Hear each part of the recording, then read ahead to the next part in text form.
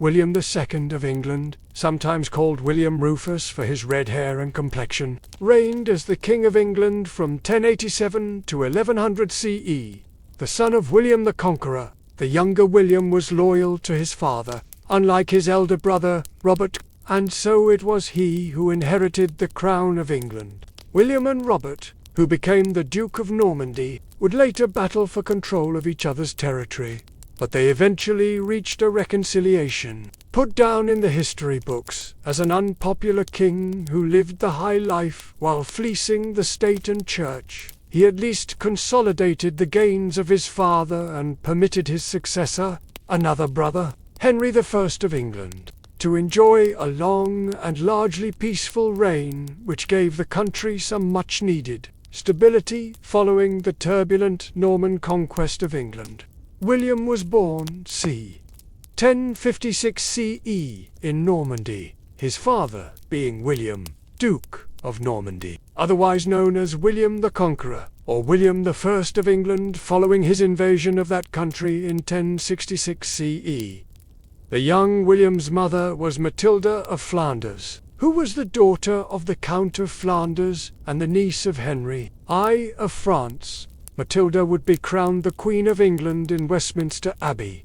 On the 11th of May, 1068 CE, William was one of 4 brothers, and it was the eldest, Robert Curthose, who proved most troublesome for his father. William was known as Rufus because of his hair color and ruddy complexion. As a youthful prince, William campaigned in Wales with some success in 1075 CE. Subduing the Welsh king Caradog. That victory would inspire him to try and complete the conquest of Wales when he became king. William remained loyal to his father during his brother Robert's rebellion of 1078 CE. Robert had wanted more lands and power of his own, and he was supported by Philip, King of France, eager to destabilize the dangerously expanding Norman Empire. Philip gave Robert the castle of Gerberoy, on the border between France and Normandy, to use as his base.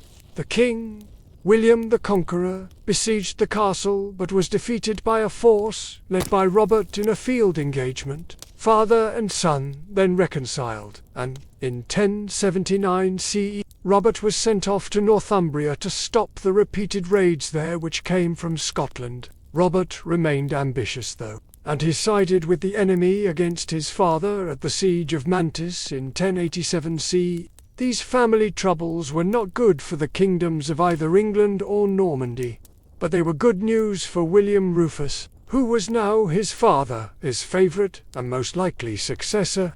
Following his father's death of natural causes while campaigning in France, on the 9th of September 1087 CE, William would be crowned king on the 26th of September of the same year in Westminster Abbey. Meanwhile, inherited the title Duke of Normandy and the lands that went with it. A third brother, Henry, received cash instead of lands. The fourth brother, Richard, had died in 1075 CE. Consequently, the Norman kingdom was now split in two geographically, and all 3 brothers would bicker for supremacy over the next 2 decades. William might be king, but he still had to carry on the work of his father and consolidate Norman rule in England and parts of Wales and Scotland. His father's many motte and bailey castles had to be maintained, and a new one was built at Carlisle. Successful campaigns in Wales in 1093 CE secured the loyalty of several Welsh princes, while in the north Cumbria was annexed, and Scotland was made more friendly in 1097 CE by replacing the hostile King Donald III with his more amenable nephews Duncan II and Edgar. William had supported the latter pair with an army, which allowed them to dethrone their uncle. William's uncle, Odo of Beorn, who had been made Earl of Kent by his half-brother William the Conqueror, was an ambitious and dangerous relative. Odo had once become the second most powerful man in England, but he had fallen out of favour with William and only received forgiveness when the Conqueror was on his deathbed. Odo then supported Robert Curthose in his claim for the English crown against William II, and so the new king had no time at all for the unscrupulous former earl. The rebels were defeated, and Odo lost his control of Rochester Castle to a siege. In 1088 CE, his lands were confiscated, and he was permanently exiled from England. Odo died in January 1097 CE, in Sicily on his way to participate in the First Crusade. In 1091 CE, William then invaded Normandy, and Robert capitulated and sided with the pair even joining forces to defeat the third brother Henry at Mont Saint-Michel, and then divide the loser lands in the peninsula amongst themselves. Robert then pawned his duchy to William in order to pay for his planned expedition to join the First Crusade. Robert set off in 1096 CE, and it seemed that finally William had undisputed possession of a settled kingdom. William's wild lifestyle soon upset figures in the church, a situation not at all helped by the king's avoidance of appointing new bishops and abbots in order to keep church revenues for himself. The king even refused to nominate a new Archbishop of Canterbury. Between 1089 and 1092 CE, over a dispute about who supported which pope, certainly William was not too fussy how his underlings, notably the chief minister Ranulph Flambard, filled the state coffers, and this did upset a lot of barons. So much so, William's harsh fiscal policies and heavy taxes to pay for his military campaigns did lead to a murder plot in 1095 CE. The idea to replace the king with his first cousin, the Count of Amel, came to nothing.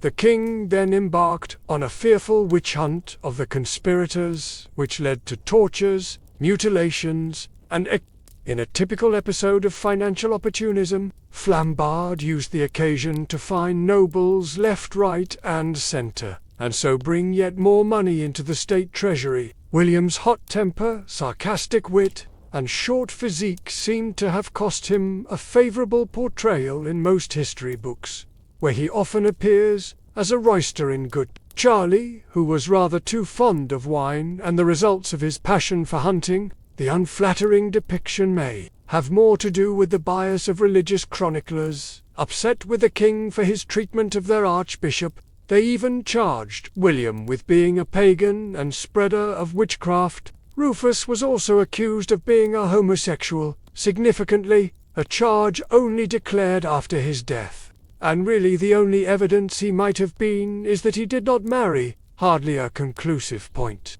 A more reliable legacy William left was the Great Hall at the main royal residence at Palace of Westminster, built in 1097 CE and then extended upwards, with a new roof by Richard II of England.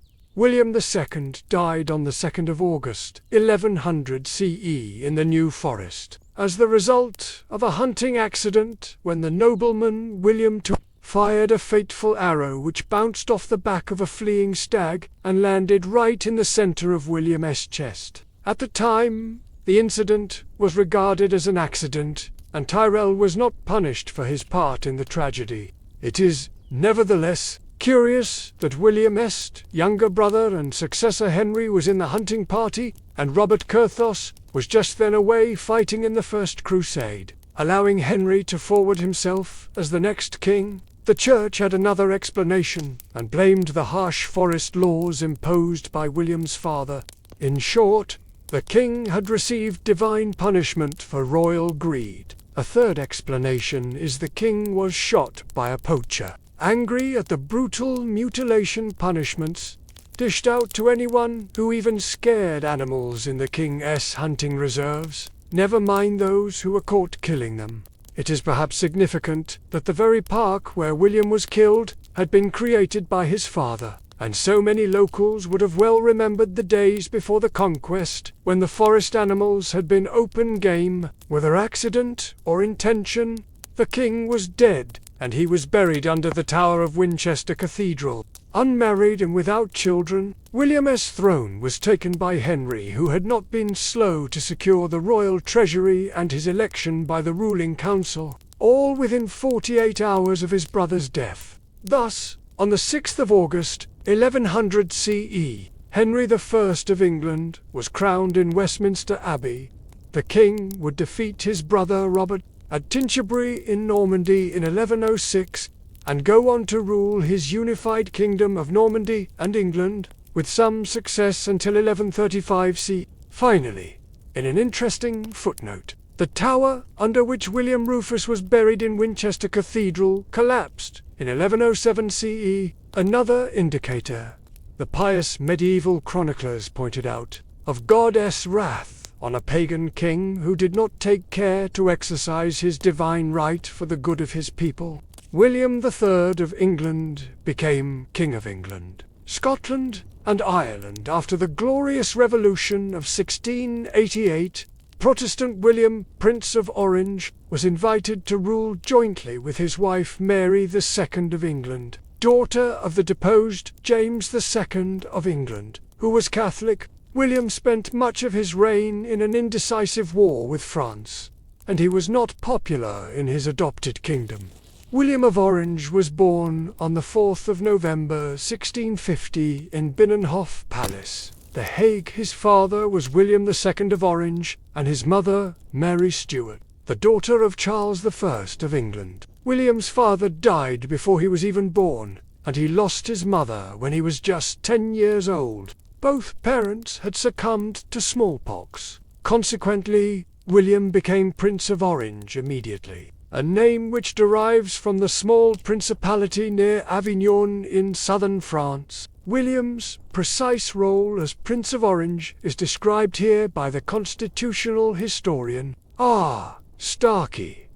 The head of the House of Orange was not sovereign in the Dutch Republic, but first, among equals, sovereignty instead resided in the estates of the Seven. But ever since William the Silent's leadership of the Dutch revolt against Spain in the late 16th century, his descendants as Princes of Orange had traditionally been made stadholder or governor of each of the provinces, and Captain General and Admiral of the armed forces of the Republic. The Dutch royal house was in decline. There were powerful anti-royal voices in the Netherlands, and the country was under threat from France. But William's strength of character and ties with England would be his salvation. The prince visited England in 1670. He was presented with 2 honorary university degrees, and he had an audience with his uncle Charles II of England. The English king's family relations did not prevent him from going to war with the Netherlands in 1672.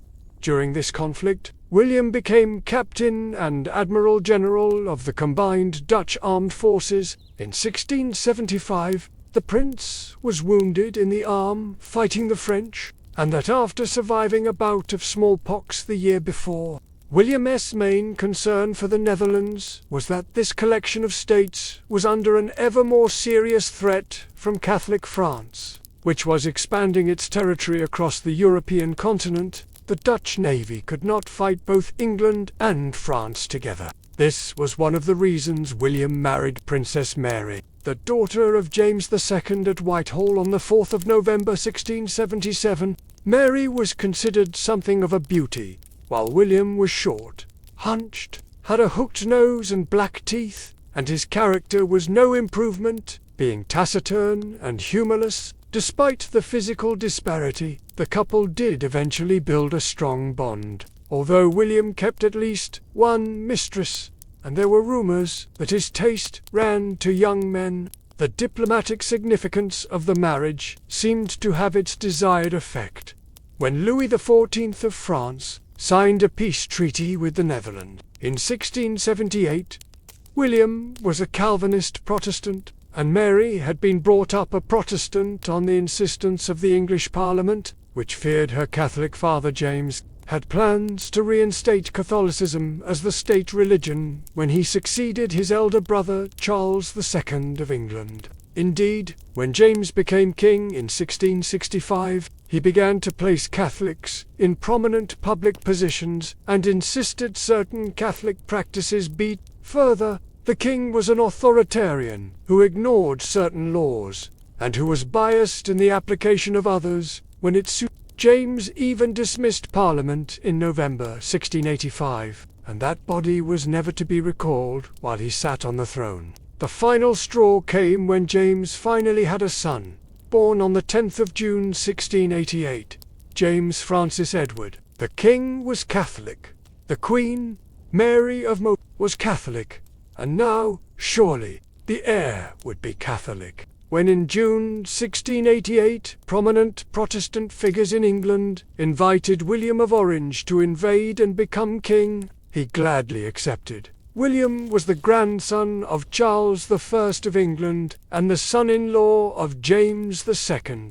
He was Protestant, and the Netherlands could be a very useful ally with its powerful navy and trade connections. The Prince of Orange was already planning an invasion even without the invitation, and he said he had merely been waiting for a favourable Protestant wind. The ever-present threat from France had allowed William to disguise his build-up of 60 warships as a purely defensive precaution. William would have been encouraged by 2 rebellions early on in James II's reign: the Argyle Rebellion in Scotland in May 1685 and the Monmouth Rebellion in the southwest of England in June-July of the same year. Both were relatively minor affairs and easily quashed when their respective leaders were caught and executed. But they did show William he would gain at least some support for a regime change back to a Protestant monarchy. Support and public celebrations of the acquittal of several prominent Protestant bishops whom James had hoped to imprison was another indication that the kingdom was far from unified in its support of the status quo. William's first attempt to reach England by sea was scuppered by stormy weather, but he persisted and landed with an army of 15,000 to 21,000 men in Devon on the 5th of November 1688. The army was an experienced fighting force and made up of Dutch, English, Scots, Danes, Huguenots, and even a contingent from Sweden. The prince also took a printing press so that he might more easily spread pro-Protestant propaganda. When he landed at Brixham, William reassured the Englishmen he met that "I come to do you good. I am here for all your goods." William marched slowly east towards London, through unfavourable weather. Meanwhile, James was left isolated, deserted by former supporters like John Churchill and even his own daughter Anne. The Queen left England for the safety of France in December. James suffered more important desertions amongst his top army staff, and there were immediate uprisings in favour of William in Cheshire, Yorkshire, and Nottinghamshire. Then, after being hit with a bizarre series of nosebleeds, the king decided to abandon the battlefield and follow his wife. The king may have been suffering a mental breakdown at this point, as he became utterly convinced he was destined to suffer the same terrible fate as his father. Queen Mary made it across the Channel, but the king did not. Despite his disguise as a woman, he was spotted by fishermen and taken captive in Kent. William was by now in London, and he decided the best thing to do with his rival and father-in-law was to allow him to leave for France as he had wished. William had achieved the remarkable feat of heading the first successful invasion of England since his namesake William the Conqueror in 1066. The official line was that James had abdicated, and Parliament recorded the removal of the monarch as occurring on the 23rd of December 1688, the day James had left English shores. William became William III of England via a decree by Parliament on the 13th of February 1689. This change of regime became known as the Glorious Revolution, because it had occurred entirely peacefully, or almost. There were some episodes of Catholic houses and chapels being attacked during William's march to London. There had certainly been no battles or countrywide uprisings in support of either side. Whig historians also believed the revolution glorious because it had preserved the existing institutions of power, which was true. But the relationship between these institutions was altered, a change which only grew more significant over time. There were some limitations to William's golden prize. The first was that William had to rule jointly with his wife. Now Mary the Second of England, although in practice he alone had sovereign power. The Whigs in the House of Commons wanted a joint rule between William and Mary. Mary's own view was that William should rule as regent for her father. She had no ambition to rule alone. The Tories in the House of Lords had wanted Mary to rule alone, as this preserved the tradition of succession. But William would not settle for anything less than a proper King Nesro. Accordingly, William III of England and Mary II of England were crowned in a joint coronation ceremony in Westminster Abbey on the 11th of April. Their joint reign is often simply called the reign of William and Mary, and newly minted coins showed the two monarchs together. The second limitation was imposed by Parliament as a new form of government was devised, a constitutional monarchy. Over the next few years, a whole barrage of laws passed by Parliament limited the monarchy's powers. Gone were the days of authoritarian monarchs who could dismiss Parliament on a whim. Now the two institutions ruled in unison, an arrangement established by the Bill of Rights of the 16th of December 1689.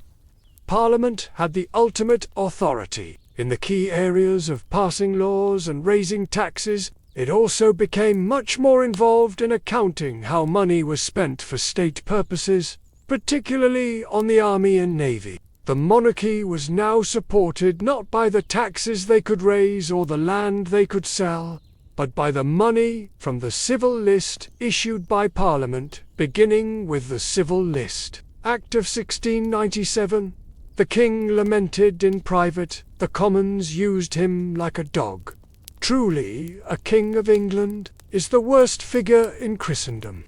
William may not have liked this control on his purse strings, but it meant he could not, as so many of his predecessors had done, dismiss Parliament for long periods and only call it back when he ran out of cash. And the king needed lots of cash, since he was determined to use his new position to finally face the French on the battlefield and at sea and end their domination of Europe.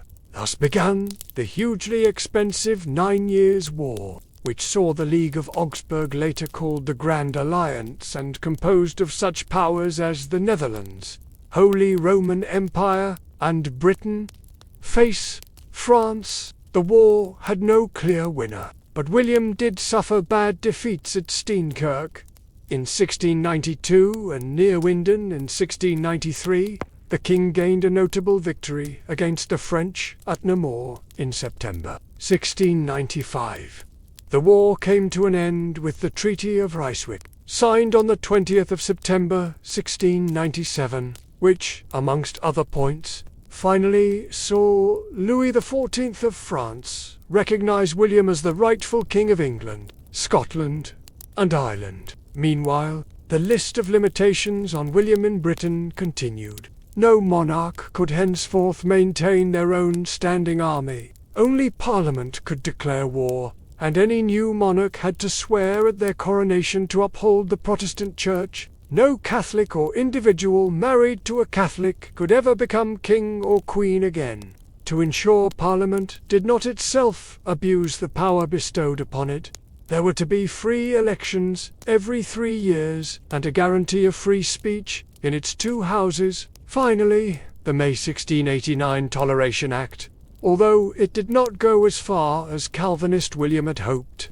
protected the rights of Protestant dissenters, who made up around 7% of the population. After a period of persecution under the they could now freely worship as they wished and establish their own schools. The Toleration Act did not apply to Catholics or Jews. James II was not dead but in exile, and eventually, encouraged by Louis XIV, he made an attempt to get his throne back. Landing in Ireland in March 1689, James had some early success, but a 105-day siege of Protestant Londonderry failed. Then the arrival of the king in person with a large English-Dutch army, which was superior to James in both weapons and training, brought final victory at the Battle of Boyne on the 1st of July 1690. Ireland was 75% Catholic, and, although a guerrilla war rumbled on, the country found itself once again with a Protestant king, and a peace was signed, the Treaty of Lim, on the 3rd of October 1691. In Scotland, Jacobite support had been particularly strong in the Highlands, but in the cities there was more support for Protestant William. When the Prince of Orange had first landed in England, there were shortly afterwards sympathetic riots in Edinburgh, where Catholics and their property were attacked. A convention met to decide who to support, and the decision was made on 11 April 1689 to favour William. At the same time, the claim of right established the monarchy there on similar terms as declared in the English Bill of Rights. Mary and William ruled jointly in Scotland. When they accepted the crown there on the 11th of May 1689, there was a Jacobite rising led by V. Dundee, which defeated a pro-William army at Killiecrankie on the 27th of July 1689. Then there was a reversal on the 21st of August at Dunkeld, where Bonnie Dundee was killed. In the meantime, the government of Scotland was established under the control of the Presbyterian Church. In February 1692, the divisions in Scotland were widened when James' supporters, the MacDonald clan, had its leaders massacred at Glencoe by the Campbells. This tragic incident was all based on a misunderstanding, since the MacDonalds had been on their way to swear allegiance to the new king, but had been delayed by a snowstorm. Their delay was taken as a refusal of loyalty by the Campbells. James II died in exile in France in 1701, but his son James and grandson Charles both carried on the flame of rebellion in the Highlands. However, two Jacobite risings in 1715 and 1745 failed, and there was no way back for the troubled royal house of Stuart. The royal couple made a good team. Mary represented continuity with the Stuart line, Englishness, and piety, while William, despite a lack of warmth from his adopted subjects, at least represented Protestant military power. William was known for his abrupt manner and very short audiences. The king suffered badly from asthma, and for this reason he avoided London and Whitehall Palace with its damp air from the River Thames. The couple preferred to build a new home together, and so they converted Nottingham House to Kensington Palace. Another favourite residence was Hampton Court. William's main pastimes included hunting, creating formal gardens, and collecting furniture. Both William and Mary sought to modernise the monarchy. Both were against some of the more dubious traditions associated with the supposed mystical power of sovereigns. One of these was the king's touch, the belief that a king or queen could cure certain illnesses merely by touching the sufferer. William abolished the tradition entirely. William also abandoned the tradition of the monarch washing the feet of commoners on Maundy Thursday. It was to prove a short joint reign. Mary contracted smallpox in December 1694, and she died in Kensington Palace on the 28th of that month. The late Queen was buried in Westminster Abbey after an impressive ceremony, notable for its music composed by Henry. William was distraught at Mary's death, aged just 32, and he refused to marry again. When formally offered the condolences of MPs in Parliament, the king was so overcome with emotion he was unable to reply. In 1696, the king survived a kidnap and assassination attempt by Jacobite sympathizers. But, if anything, this provoked a rising in public sympathy for William. Nevertheless, a mutual suspicion remained between sovereign and subjects. One of the reasons the king insisted on maintaining a personal guard made up of Dutch Blue Guards. William died on the 8th of March 1702 at Kensington Palace. He had suffered an infection as a result of falling from his horse and breaking his collarbone in February. The king's horse had tripped over a molehill in Richmond Park, a triviality that caused the king's death within 2 weeks. The king was buried in Westminster Abbey after an unusually low-key midnight funeral service, which illustrated more than anything else that William had never been fully accepted by his subjects. William and Mary had suffered 3 stillborn babies, and so they had no direct heir. Consequently, Mary's younger sister, Anne, who had been the official heir since February 1695, became queen, and she then reigned over a united kingdom as Queen of Great Britain and Ireland from 1707 to 1714. Queen of Great Britain was the last of the Stuart monarchs, and was succeeded by George I of Great Britain of the House of Hanover. The joint strength of monarchy and parliament, mixed with financial reforms and heavy investment and modernization of the Royal Navy, now the most powerful in the world, meant that Britain entered the 18th century ready to take on the world and build an empire of unprecedented size and wealth. William the Conqueror, also known as William, Duke of Normandy, led the Norman conquest of England in 1066, when he defeated and killed his rival, Harold Godwinson, at the Battle of Hastings, crowned King William I of England on Christmas Day 1066. He secured his new realm after 5 years of hard battles against rebels and invaders. Continuing to reign over Normandy, William's policies of land redistribution amongst the Norman elite ensured the history of both England and France would be inseparable in the following centuries. An accomplished diplomat, gifted military commander, and ruthless oath, William died of natural causes in 1087 at Caen, Normandy, where his tomb still lies. William was born in Falaise, Normandy, c. 1027.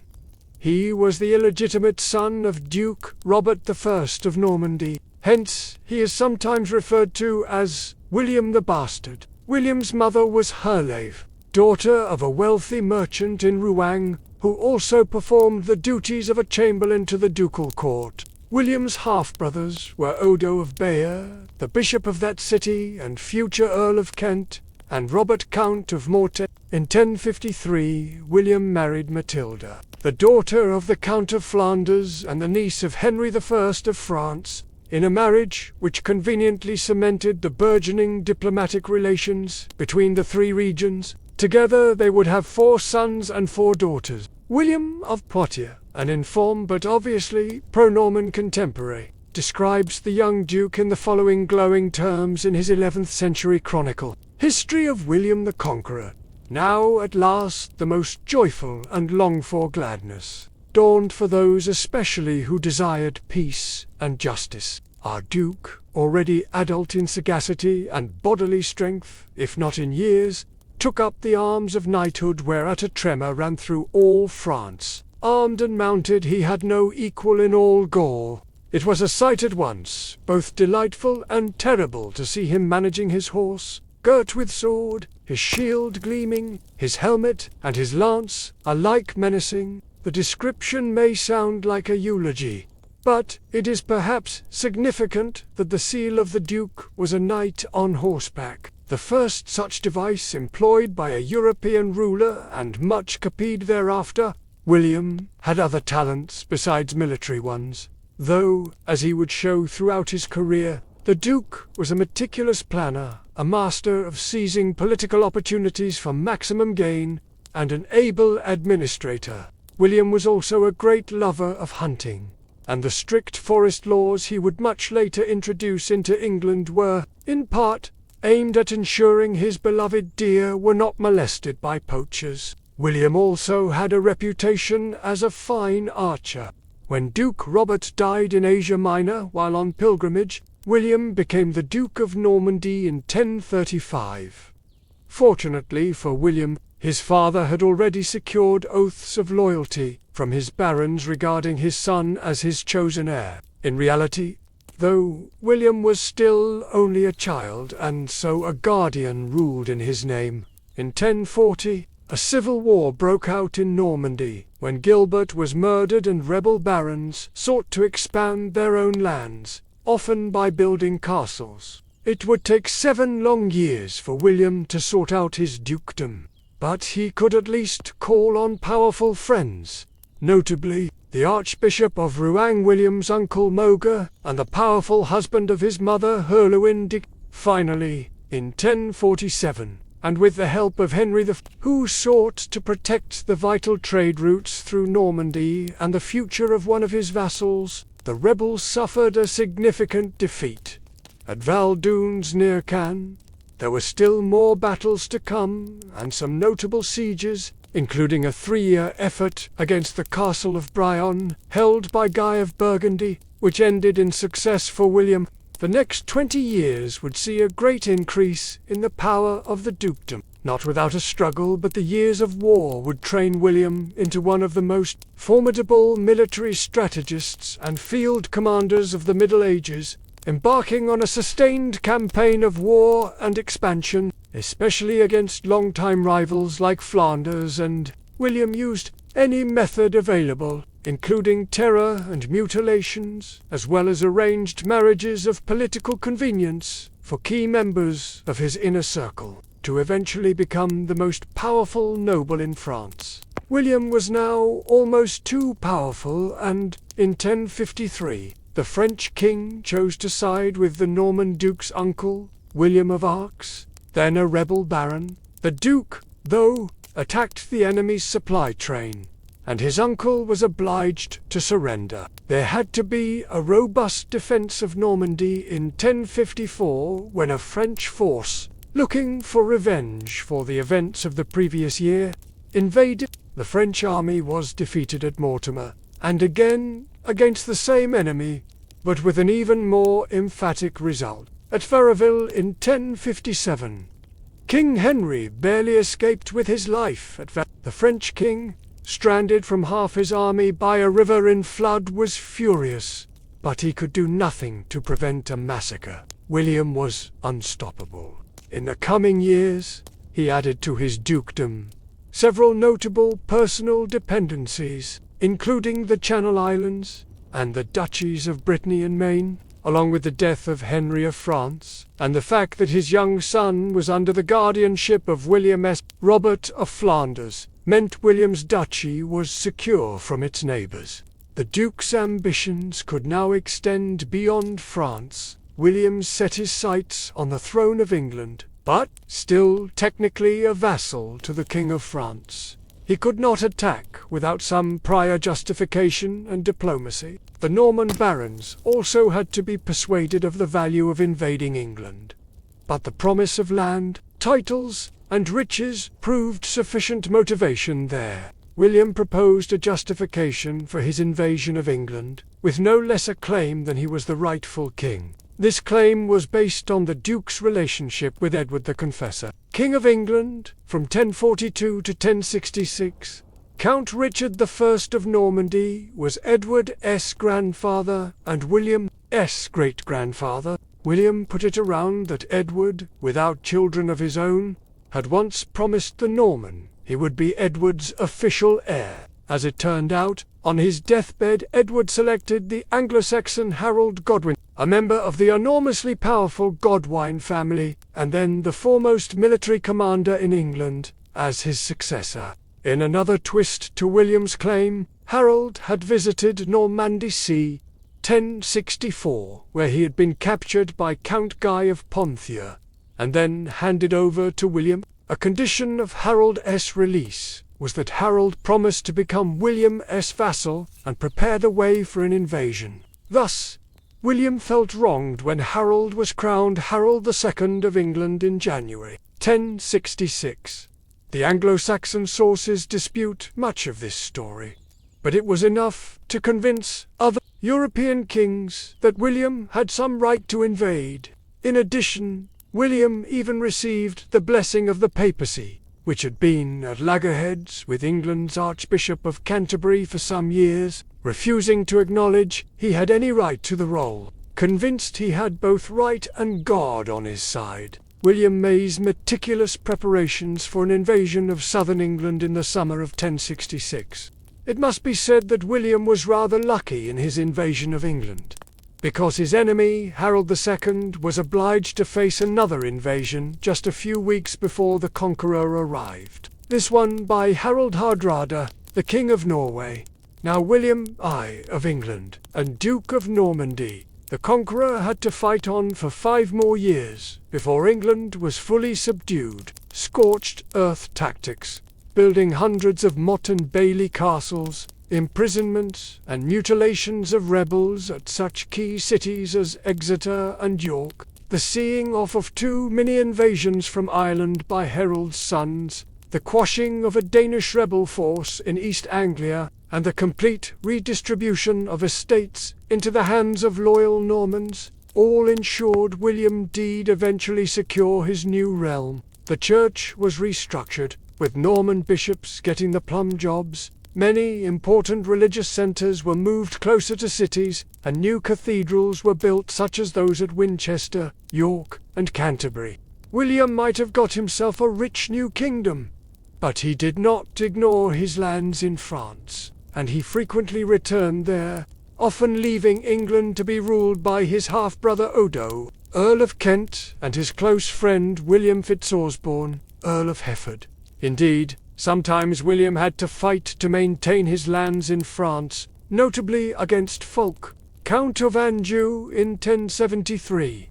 Philip I, King of France, also became ambitious to nibble at William's dukedom and support rebels within it, notably in Brittany. There was, too, a failed rebellion in England in 1075, led by Ralph de Gale. This minor conspiracy was put down without William even having to leave Normandy. Still, it was a sign of the inherent strains involved in having to juggle both a kingdom and a dukedom, with plenty of nobles ever eager to expand their interests in one or the other or both territories. Then William's long run of military victories came to a sudden end. In 1077, the Duke was defeated near Dole in Brittany. Within a year another rebellion broke out, this time led by William's own eldest son Robert, who felt he was not being given enough power of his own. Again, Philip of France took the opportunity to destabilize the situation and gave a castle Gerberoy on the border with Normandy for Robert to use as a base. William attempted a siege of Gerberoy, but his son seems to have learned rather too well the ways of war from his father, and William was defeated in a field engagement. Fortunately, William and Robert were reconciled, and the younger man was needed, too, as he was sent to repel the raids into Northumbria coming from Scotland in 1079. Far from being a mere warlord, William was an able administrator. In 1086-7 the king ordered a comprehensive survey and record of all the landowners, property, tenants, and serfs of England, after the changeover of the Anglo-Saxon elite to Normans and massive redistributions of estates. The king was likely interested to know who owned what in his kingdom. The findings of the survey would be assembled into a single document, the Domesday Book. Actually, 2 books, because one little Domesday seems to be a more detailed record which was never condensed into the format of the larger volume. Great Domesday. It may be that Domesday Book was compiled so that a new tax could be accurately levied and to ensure landowners provided the correct feudal military service expected of them. The record could then be a very useful tool to ultimately pay for an army. In order to face the threat of a Danish invasion of England, which had looked imminent in 1085, Domesday Book, the most comprehensive survey ever undertaken in a medieval kingdom and an invaluable insight into many aspects of daily life in medieval England, is today kept in the UK National Archives, London. It remains one of William's greatest achievements. Fortunately for William, the Danish invasion never materialized. Canute IV of Denmark, who was planning the escapade, was murdered as part of a rebellion that was fueled by the king's imposition of taxes and fines to pay for his invasion fleet and army. Then, out of the blue, disaster struck while William was attacking the town of Mantus in retaliation for its raids on Normandy. On the 9th of September 1087, William died from illness, perhaps from an injury riding his horse, and exacerbated by the obesity that afflicted him in later life. He was buried in St. Stephen's Monastery in Cannes. which he himself had built. Although the funeral had its problems, a fire in neighboring houses interrupted the procession. A man shouted out during the ceremony that the cathedral had been built on his father's lands, without any compensation, and the sarcophagus was so small that, when they tried to push the corpulent corpse in, the stomach burst and filled the cathedral with a noxious smell. According to one medieval manuscript, the king's epitaph went as follows: "Who governed the proud Normans, by his firm hand constrained the Bretons vanquished by his arms. The warriors of Maine he curbed by valor, kept in obedience to his rule and right. The great king lies here in this little urn. So small a house serves for a mighty lord." The anti-Norman Anglo-Saxon Chronicle gives the following, perhaps more balanced summary of William's reign. "This king, William, of whom we speak, was a very wise man and very powerful and more worshipful and stronger than any predecessor of his had been. He was gentle to the good men who loved God, and stern beyond all measure to those people who resisted his will. After William's death, his English kingdom was taken over by his son William II, Rufus. Meanwhile, William's other son, Robert Curthose, took over the family lands in Normandy. Both rulers would struggle to keep their respective domains from usurpers and ambitious nobles. England and Normandy would only be ruled again by a single monarch from 1106, 6 years into the reign of Henry I of England. Another son of William the Conqueror. William the Conqueror then lived an eventful life of more or less non-stop warfare and travel between England and northern France. It is perhaps the subsequent interlocking history of these two countries where we see William's greatest legacy, for good and bad, by joining the two together, mixing the ruling elites and greatly increasing trade. The political and cultural repercussions of William's conquest of England would be felt for centuries to come. The Norman conquest of England was led by William the Conqueror, who defeated King Harold II at the Battle of Hastings in 1066. The Anglo-Saxon elite lost power as William redistributed land to his fellow Normans, crowned William I of England on Christmas Day. The new order would take 5 years to fully control England. Following Harold's death at Hastings, William was obliged to see off several major invasions and rebellions. But once established, Norman England would witness profound changes in all areas of society. These changes included a restructuring of the church, innovations in military and religious architecture, the evolution of the English language, the spread of feudalism, and a much greater contact with continental Europe, especially France. In 1066, when the Norman invasion began, the King of England was Harold II, formerly Harold Godwinson, Earl of Wessex. Harold had hardly had time to warm his throne, crowned as he was on the 6th of January 1066, but it would soon prove to be one of the most hotly contested thrones in medieval Europe. Two other men considered themselves the rightful King of England, and both were highly dangerous and experienced military leaders. William, Duke of Normandy, centered his claim on his relationship with Harold's predecessor, Edward the Confessor, who was a distant relation. William also claimed that the English king, without children of his own, had once promised the Norman he would be Edward's successor. As it turned out, on his deathbed, Edward selected the Anglo-Saxon Harold, a member of the enormously powerful Godwine family and then the foremost military commander in England,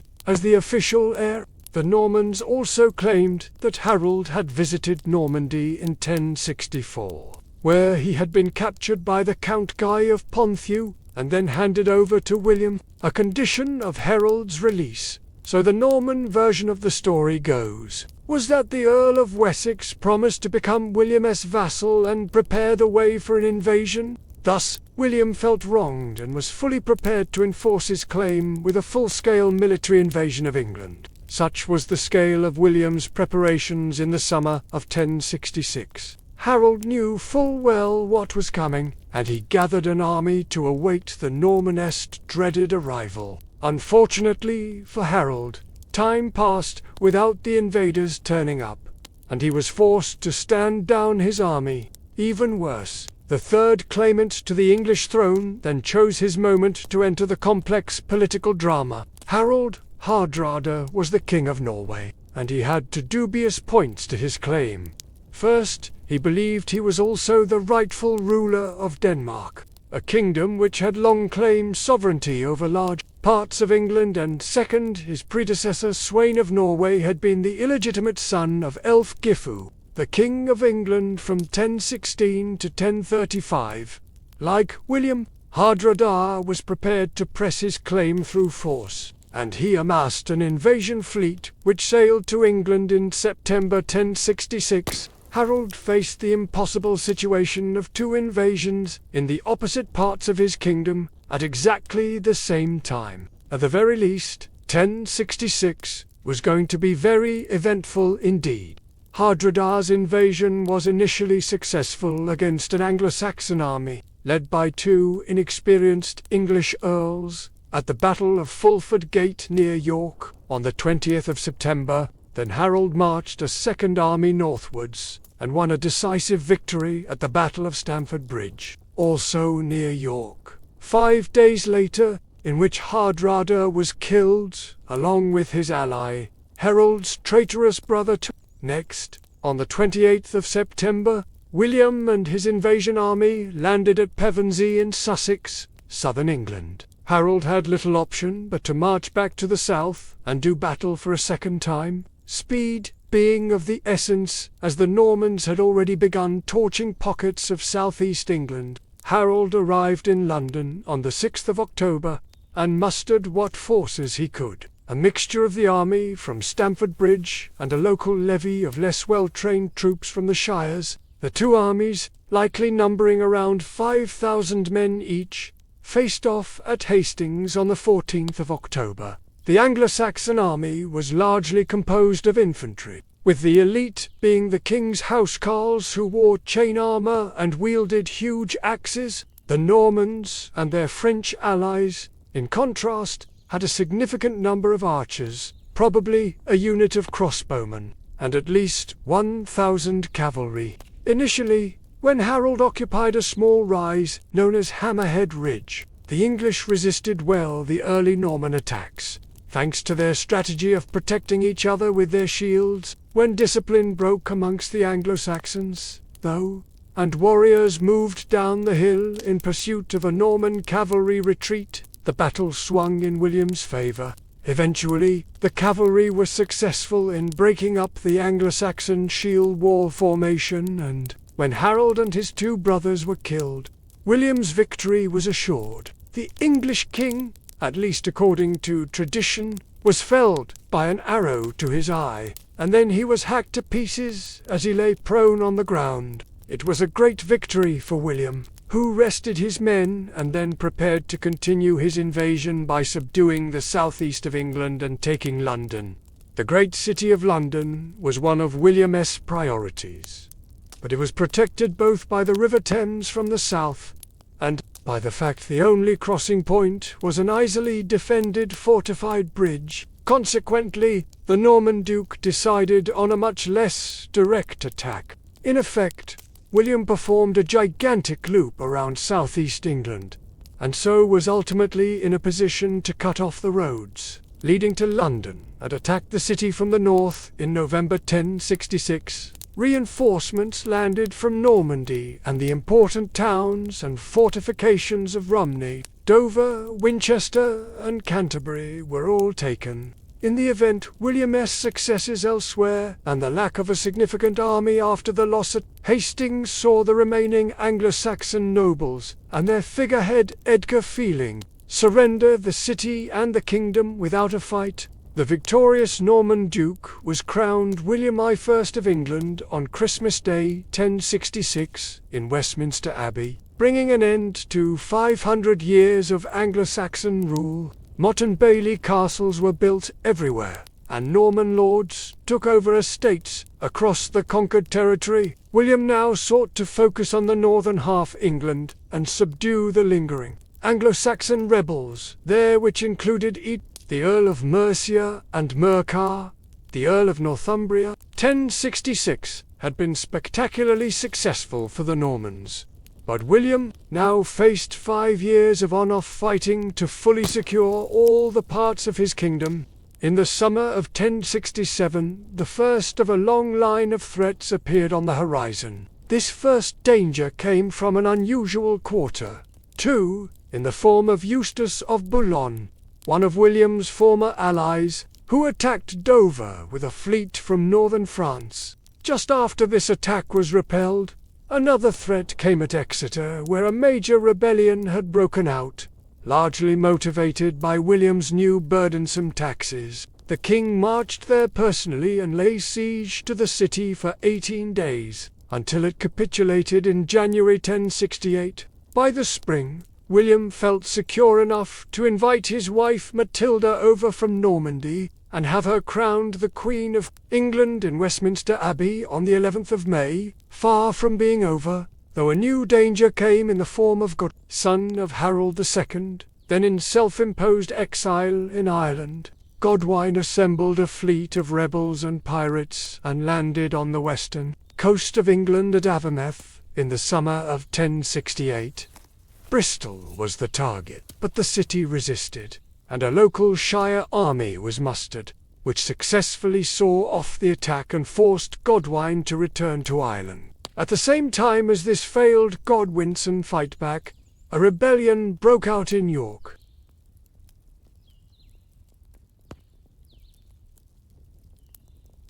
The rebels at York were rallying around their figurehead of Edgar Theling, who had been benefiting from both the sanctuary and active support of the King of the Scots, Malcolm III, who had married Edgar's sister Margaret. The rebels wanted the lands back, which many had lost since Hastings, and they wanted Edgar as their king. Fortunately for William, his army had been so ruthless during its march northwards that by the time the Normans arrived at York, the city decided it was better to surrender. William had a castle built, a garrison installed, and hostages were taken, all to ensure the city did not forget who the rightful king was. The peace did not last long, and in January 1069, both Durham and York were sacked by rebel armies. Once again, William marched north, and this time routed the rebels in battle. Not able to rest on his laurels, a few months later William faced yet another foreign threat, this time in the guise of King Sweyn II of Denmark. Sweyn sent his brother Osborne and 300 ships to attack the northeast coast of England to see what they could plunder from the unsettled kingdom. There these Viking warriors teamed up with Anglo-Saxon rebels and sacked York. For a third time, William marched north to the city, but by the time he got there, the rebels had fled and the Danes had sailed off down the River Trent. In age-old fashion, the king paid the Vikings to go home, and as a clear statement of his intent to rule the whole of England, William spent Christmas 1069 at York. Over the winter of 1069 to 1070, William then instigated his policy of harrying the north. In the period, this scorched earth tactic was common enough amongst rulers struggling to hold specific territories, and it involved burning livestock crops and farming equipment, so that no future rebel army would be able to support itself in the north. There is no doubt that many people were killed in the process, probably a good number of innocents, and there was certainly a devastating famine as a result. But for William, the drastic strategy paid off, and the northern half of his kingdom was secure thereafter. Unfortunately for the king, he now faced one final threat in the south. King Sweyn of Denmark arrived in person on English shores in 1070.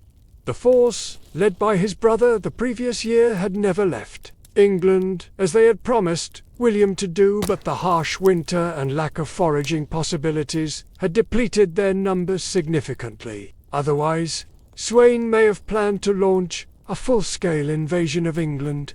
Instead, the Danes linked up with Anglo-Saxon rebels, who had been gathering under the local noble Hereward the Wake in East Anglia. Hereward had lost his family's lands following the Conquest, and these allies of mutual mischief attacked Peterborough in the summer of 1070, looting the monastery.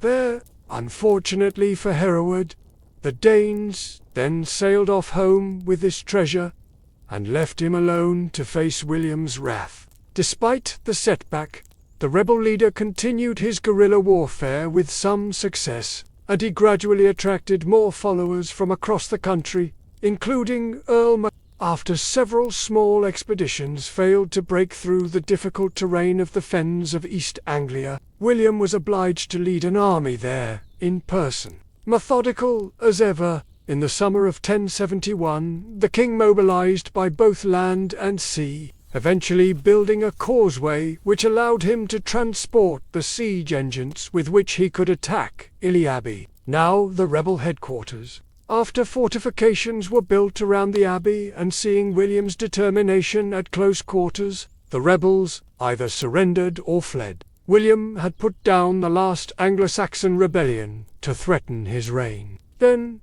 in 1072, Scotland was attacked to stop the regular raids on Northumbria, and when Malcolm III sued for peace, part of the deal saw Edgar Theling exiled to Flanders. A new chapter of English history was already underway.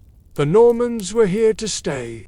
Besides the terrible deaths, widespread destruction, and appearance of castles everywhere, there were many other consequences to the Norman conquest in England and abroad. The most immediate impact was seen in the almost total replacement of the Anglo-Saxon ruling and landowning elite by a much smaller number of Normans, all given estates and titles by William. This dramatic changeover of ownership is starkly revealed in William's 1086-7 Doomsday Book. A knock-on effect of this policy was the further development of the system of feudalism, that is, the giving of lands to a lord who promised his king military service. With this policy, the system of manorialism also evolved to become much more widespread. That is, free and unfree labor was used to work the land for the owner's profit. The church elite did not escape notice, either, with almost all bishops being replaced by Norman ones. Diocese headquarters were often moved to urban centers, and new stone cathedrals in the Norman Romanesque style of architecture were built, such as at Winchester, York, and Canterbury. Although there was no great population movement from Normandy to England, ordinary people would have witnessed firsthand this changeover of the elite. Even if some Anglo-Saxon tools of governance, like sheriffs, did continue, French was heard everywhere, and the language had a lasting influence on English syntax and vocabulary. Finally, as Norman lords, like William himself, often kept their own lands back home, the politics, economics, and cultures of the two countries became intertwined, with sometimes drastic consequences in the coming centuries. England was already developing under the Anglo-Saxons into a powerful European kingdom, but the Norman invasion certainly accelerated that process, and so made England both the dominant country in the British Isles and one of the major players in the affairs of continental Europe thereafter.